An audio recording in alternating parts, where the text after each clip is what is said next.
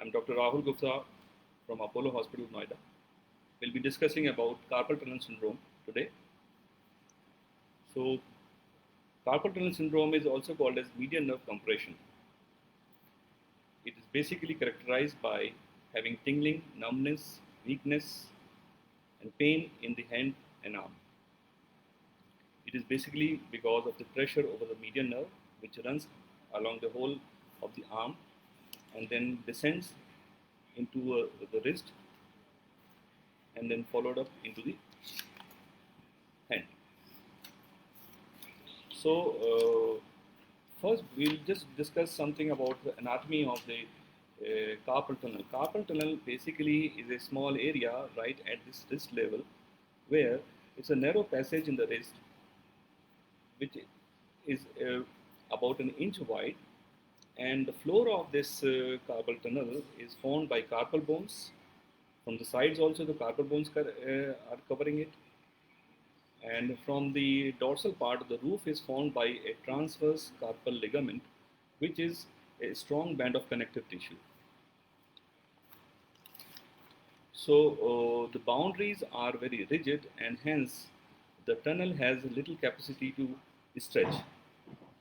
Median nerve is one of the main nerves of the arm, which travels down from the arm. It is formed at the neck level by a group of nerve roots, which descends as a single unit as median nerve into the arm along the forearm, and then enters the wrist through this tunnel and then descends into the hand. Basically, the median nerve has sensory as well as motor function in the hand. It is the single nerve in the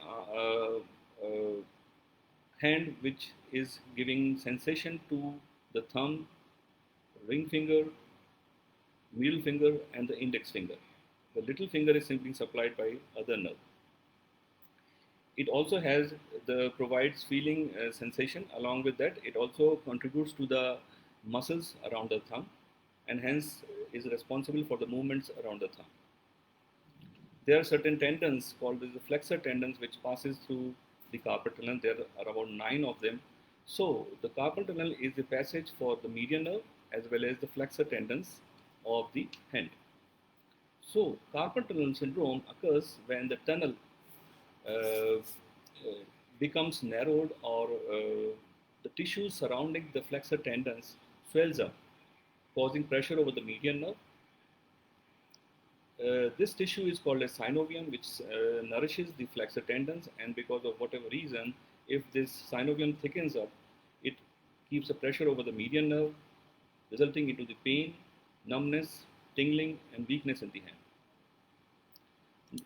Now we'll be discussing about the risk factors and the causes.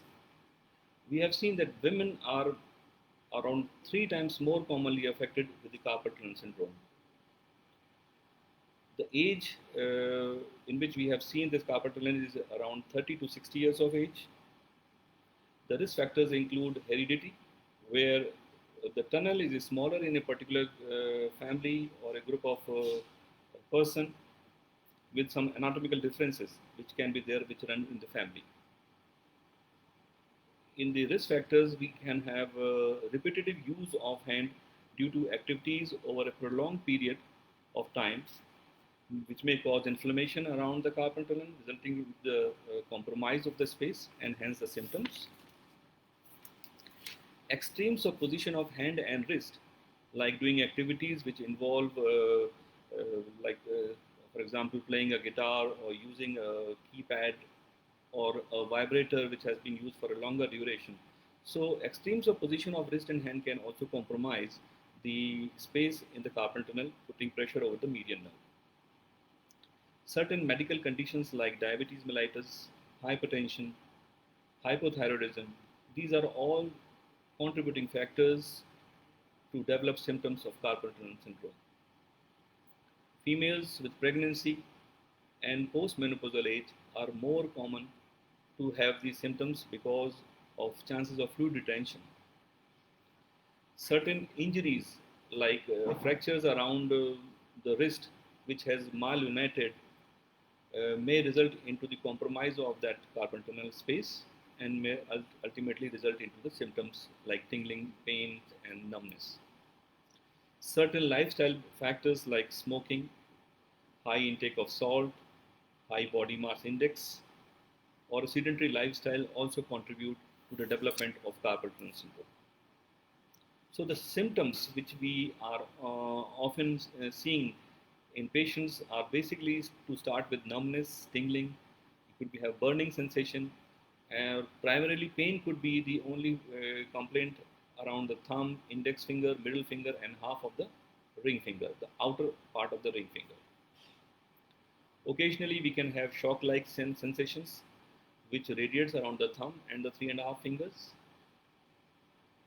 This pain and tingling may travel up the arm towards the forearm and arm, or maybe pain could be presented as the pain in the shoulder joint as well.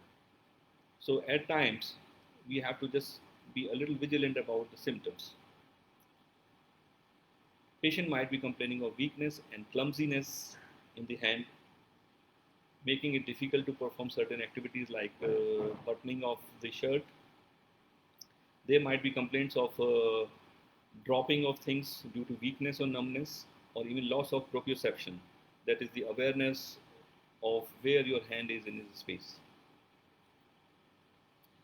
In most cases, these symptoms are mild, which gradually increase over time, and many patients may find their symptoms initially first come and last for a brief period and then go away. As the condition worsens, the symptoms may occur more frequently and may present for a longer duration. So, patients also complain of night pains because at night patients might be having a bent posture of the wrist, which might compromise the space at the carpal tunnel, or maybe since loss of activity of the muscles at night time, there might be fluid accumulation around the carpal tunnel, which may result into the night cramps, or which may be disturbing the patient's sleep. Symptoms during the day are mainly because of performing activities for a prolonged period, which may result into the bent posture of the wrist and hence compromise the space.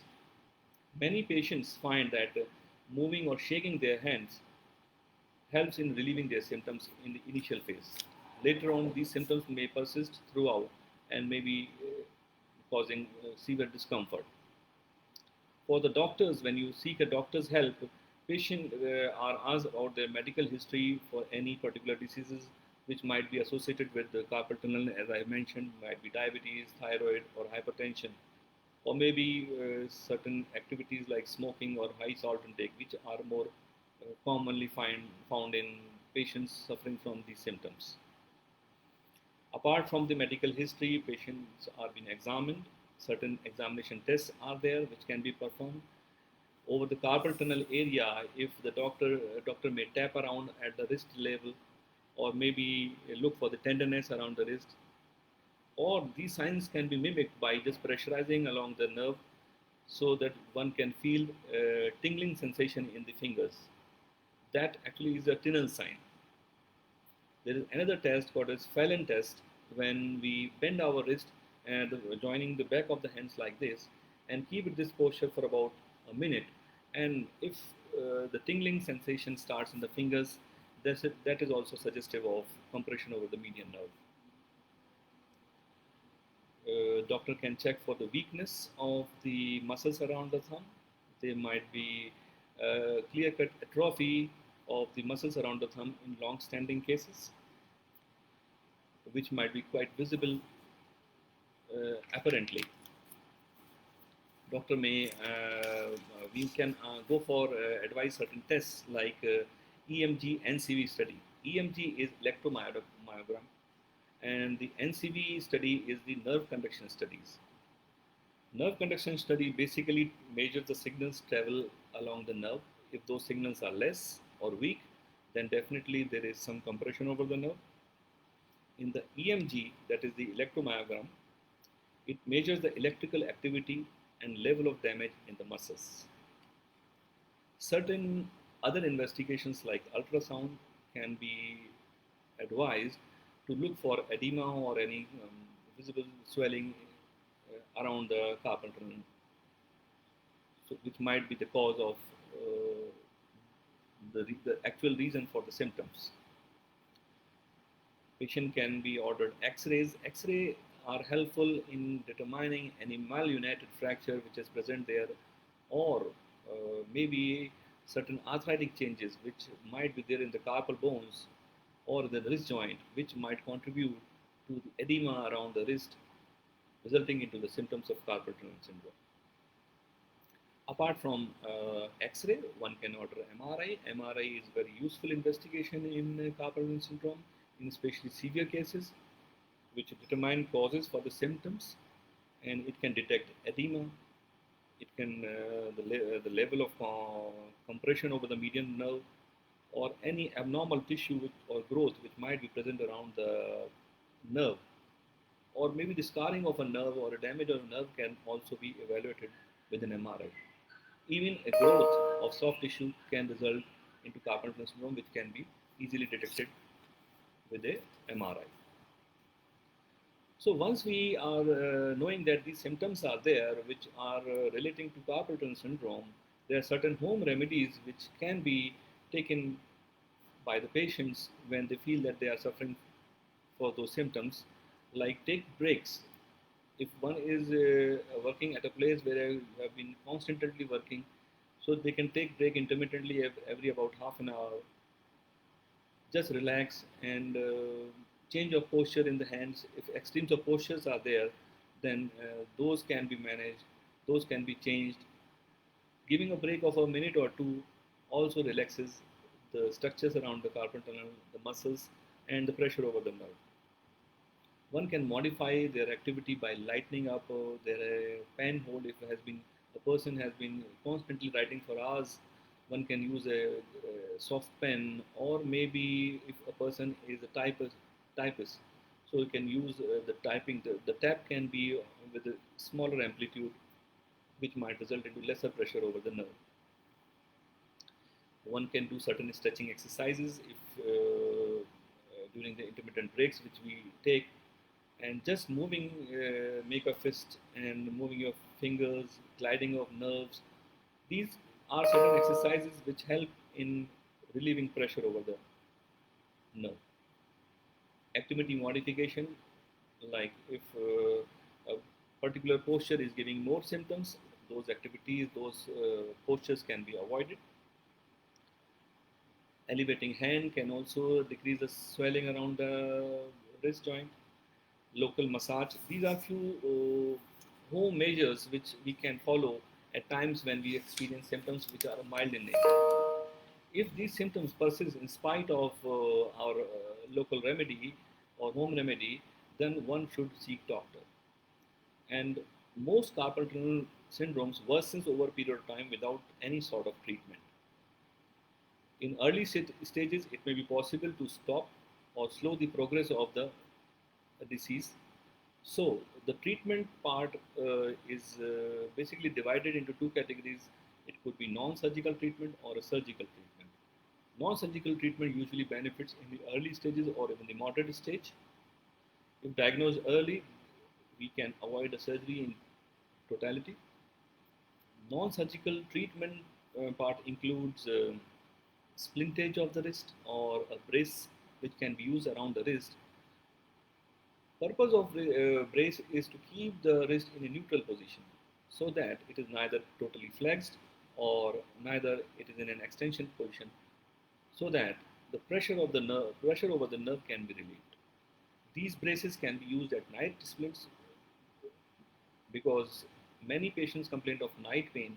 So if we are using this splint at night time, then this will keep the wrist in a neutral position, avoiding a bent posture, hence relieving the symptoms as well. Apart from using brace, certain medications like non-steroidal anti-inflammatory drugs like ibuprofen, diclofenac, and so many other medicines are there which are there to relieve the inflammation as well as the pain part. Certain vitamins like B complex also are prescribed for giving nourishment to the compressed nerve. so that symptoms can be relieved over a duration of time.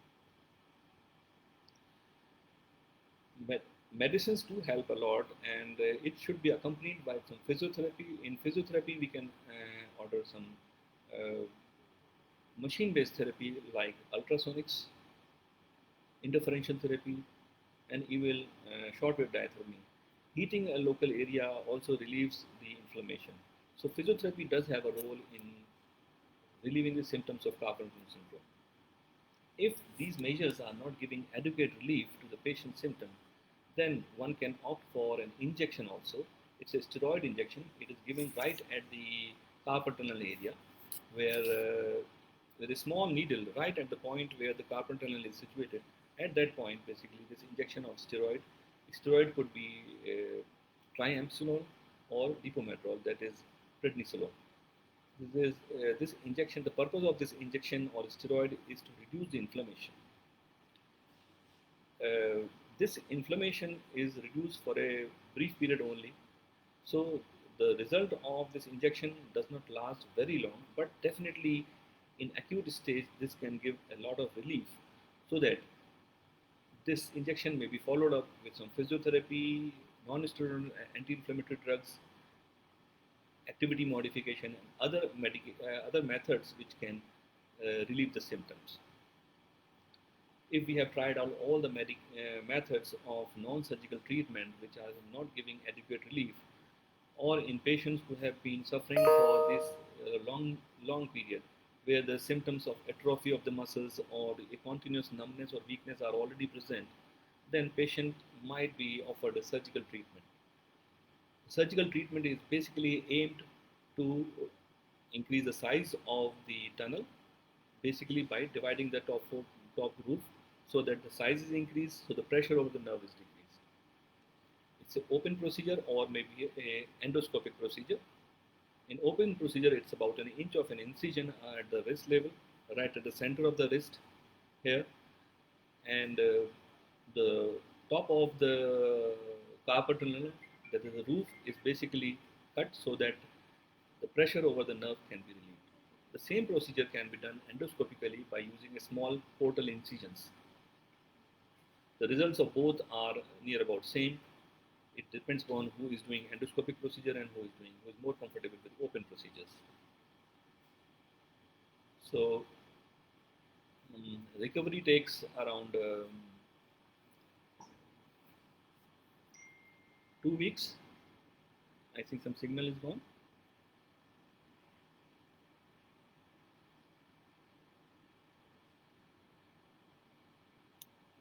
Yeah. So the recovery after the surgery, basically we need to, there are certain stitches around that area. So those stitches are removed at around 2 weeks. We give a splint at the wrist level. This splint is for about 2 weeks. During the first 2 weeks, basic activities are allowed. Driving and major activities are to be done after 2 weeks of surgery only. The recovery may take about a few weeks, maybe 6 weeks to 12 weeks. At times, in long-standing cases, the recovery may keep happening over a period of 12 months as well. But as far as the pain and the immediate numbness, that might just go immediately as well to an extent. So the procedure is really rewarding at times when the patient is suffering from severe pain that can be tackled immediately after the surgery. One should know about certain complications of the surgery. They are though very rare, but one can have infection, bleeding at the incision site, and very rarely one can have nerve damage as well. So the outcome, basically, for most patients, surgery will give a positive result, and only occasionally this carpal tunnel syndrome can recur as well, which might require certain further treatment or maybe a resurgery as well, but that is very rare.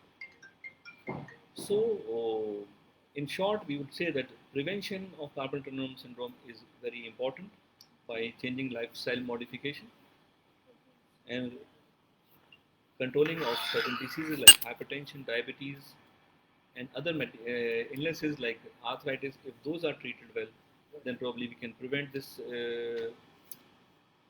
carpal tunnel syndrome and symptoms. So the bottom line is It can be painful and disruptive for your life. If you have been experiencing symptoms for some time, you should try out some home remedies. If those home remedies are not giving you adequate results, one should not neglect these symptoms. One should seek doctor's advice for relieving your pain and pressure. Early diagnosis and treatment is the best way to prevent permanent nerve damage and long-term complications. Thank you. You can proceed for some questions.